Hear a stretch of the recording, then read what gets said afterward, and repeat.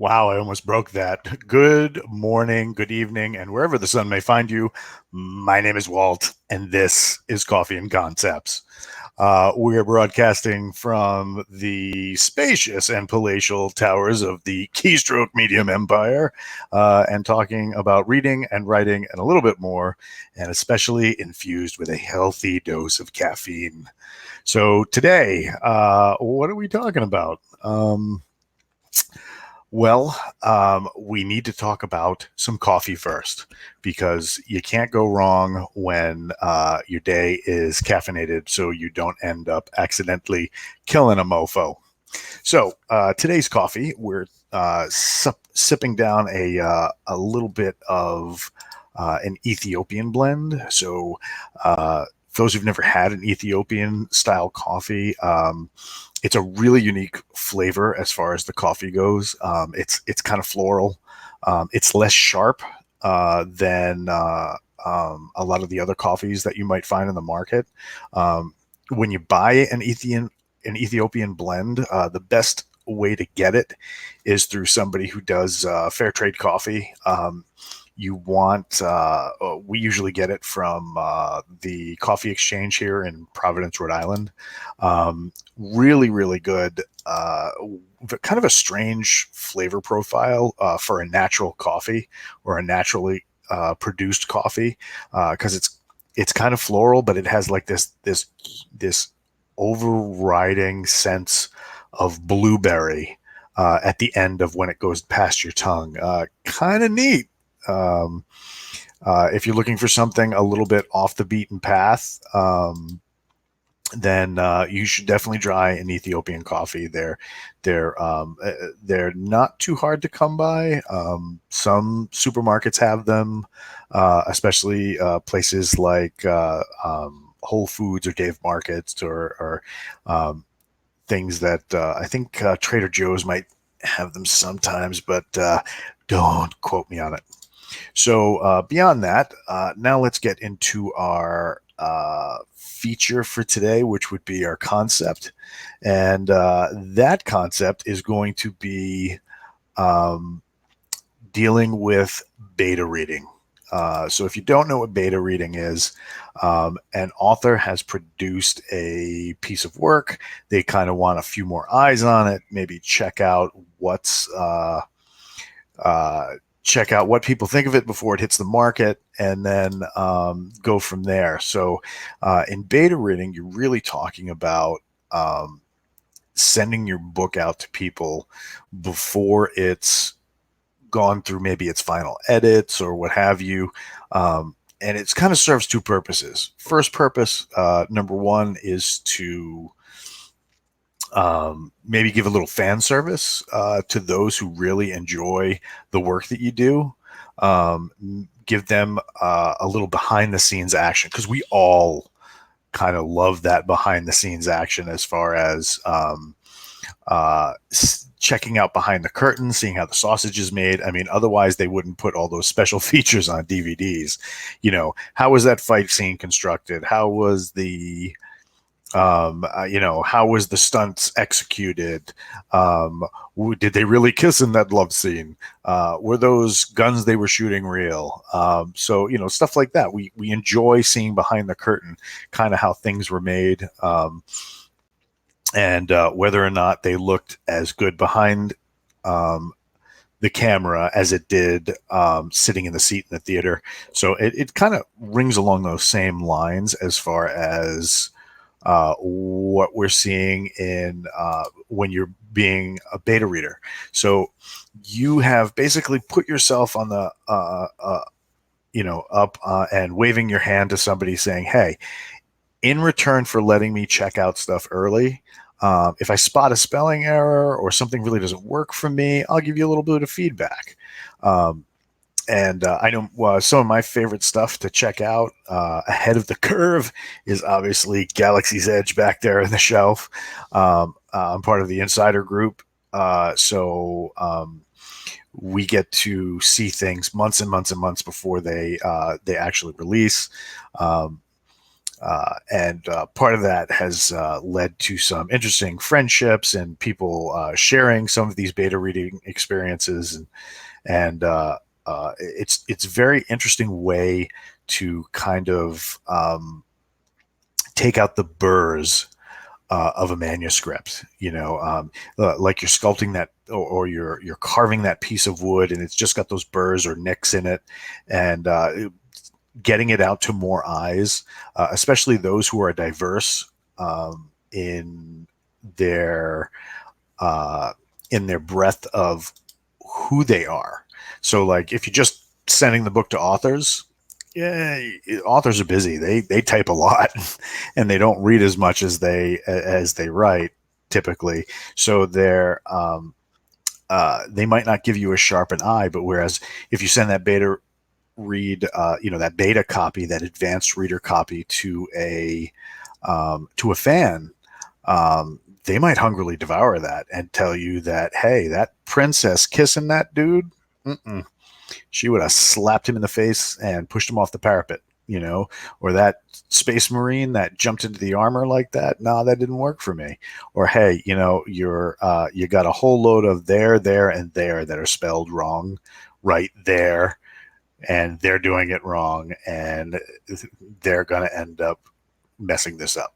So, um, the great thing about beta readers is a lot of times they will pull out those burrs, and they will be very vocal as to tell you, "Hey, this does not work."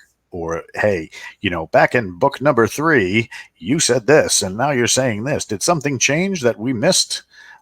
So that's the great thing about beta reading, as far as going through a manuscript, catching those little mistakes that might have missed your first pass at editing.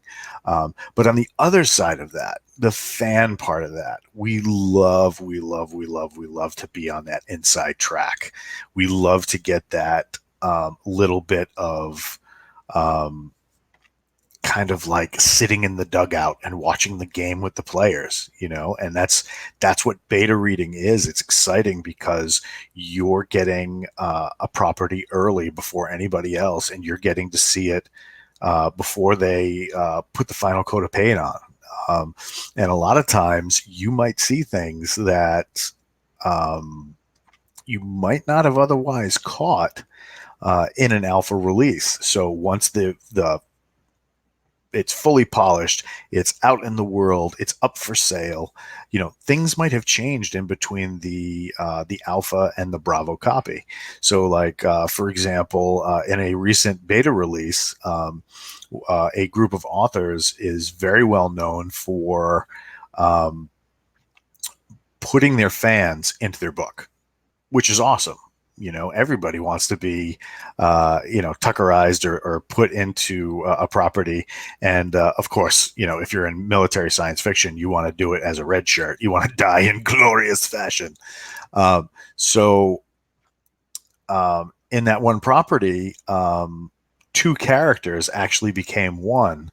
So in the earliest version, there was one guy named after one fan, and then it was similarly let go later on, where a very similar person in the story was named after the other fan. Now, eventually, those two characters were merged into one, and they eventually came to be named after one certain fan, and then the other fan would get some fan service later in another story.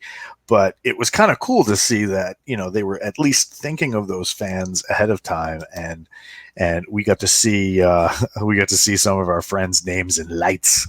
But other things that we get to see too is you might get notes from the author. In the sideline margins, or if they highlight the digital copy and get that, so that you get like author's intent. So to see those author notes that you might not necessarily get in those alpha releases, to kind of see what was going on in their head or behind the pen, as it were. So beta reading does a lot as far as that double-sided coin of catching the little mistakes that you might have missed as well as servicing a fan group, because they're on the inside track and really getting that content ahead of everybody else. Uh, and it's almost like a symbiotic relationship, especially if you have a dedicated or core group, who are not only very vocal, but also very um, willing to provide feedback without fear of repercussion. So, if you have like that dedicated group that will push forward the idea that if you send me a book, I will shred the crap out of it so that it'll be the best book that you can get. Not because I'm an editor or whatever, but because I'm familiar with the property. I know how to spell basic words, and I'm not afraid to tell you that there's a mistake here or there. And those are really the best beta readers who will give solid quality feedback and not just take a book uh, to just throw it onto their hard drive and just leave it there and not do anything with it. Those beta readers that come in and um, devour a property and analyze it down to its bones, so that it really comes out the other end with a lot of good quality twists and turns back to the author so that they can use it to give the best dedicated work at the end of that, and get maybe see some return in sales, but also an increase in the readership so that more people can be talking about a cool property when it comes out. So speaking of coming out, make sure that you go to Keystroke Medium on Facebook or to their website to find out when all the shows are dropping. Keystroke Medium Live goes live on Monday nights, usually with Chuck, Scott, and Josh at the helm, talking about subjects in and around reader and writer culture. On Thursdays, we have the writer's journey that are